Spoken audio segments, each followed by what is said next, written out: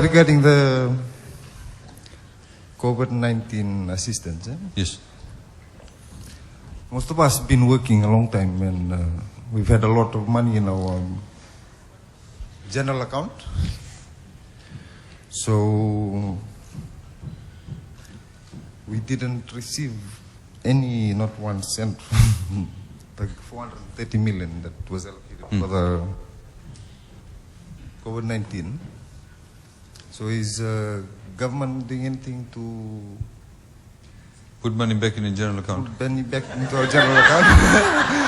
Because we didn't receive. No. Look, you saw how much money we've spent. If we, I don't know how much did the FNPF pay out Sri Lanka? Sure.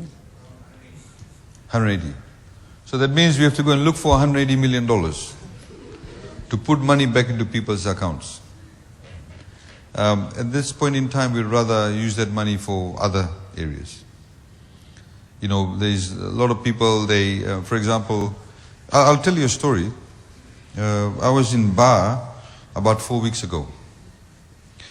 And there was a market extension in Bar, and we went to that. And after that, we were there for about 3 hours. A lot of people formed a long queue. So I was there for 3 hours just listening to their complaints. And one guy came up and he was wearing a hat and very quietly spoken. He spoke very nicely. And he said, you know, my wife and I, we both are getting the $90 pension. Is there any way of that being increased? And I said, not really at this point in time, we just want to maintain it.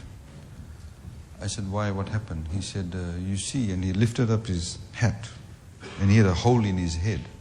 It's like a deep hole actually, it was all pink.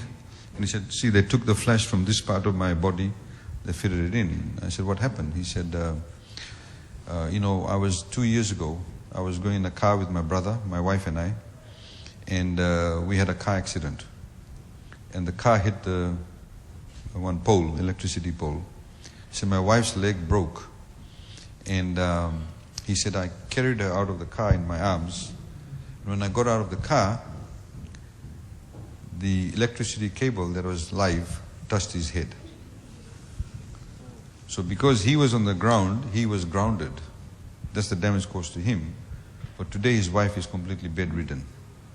And he said she needs adult diapers. And they cost $45 a week. So we'd rather help people like that than people who already have a job. You know what I mean? So for us, the budget is about prioritization. What do we, you know, how do we prioritize? And we need to be able to assist those people who are on the margins of society. I mean, like I was saying, I went to KSC the other day. There are people who, the electricity cable has gone to Navosa, but the home is just by the roadside, but they're not connected to the electricity. So they want to be connected to electricity. So that's what we do when we manage the budget. There's a lot of priorities. I mean, a lot of places you go to, people say, you know, can you tahsil our road? So for us, it's a balancing act. We need to look at who are the people in the margins of society we need to help, who are the people whose productive capacity we can increase. So eventually then we have that level of prosperity to be able to, you know, cater for things like that. But at this point in time, I would be lying to you and say, don't worry. I can say, you know, it's election this year, don't worry, I'll think about it. No. That's the reality of it. Okay?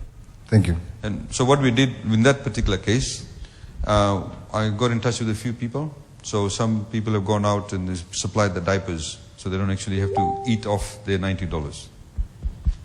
Okay? Because a lot of society is changing also. A lot of people are, you know, we lived in a very extended family basis. So now a lot of kids, some have migrated, so some live in Suva, the parents are on their own. They're in the village on their own, there's nobody there to look after them, whatever the case is.